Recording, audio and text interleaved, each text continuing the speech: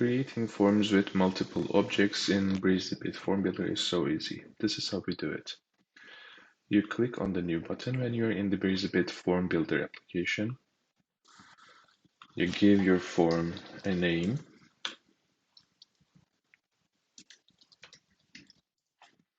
And then a form description that is optional. And then add a primary object. We are adding account as our primary object. And then we can add multiple objects after this, more objects after this. So we are adding, first of all, contact as a related object to the account object. And after that, we are adding also case as a related object to the contact object. Save and build, we say, and then our record is created. We're clicking on the form designer. All the objects we added are here.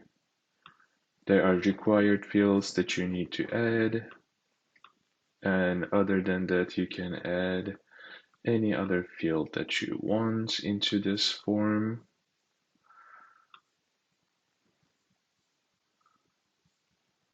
It's so easy. And then for case, if you want to add a couple of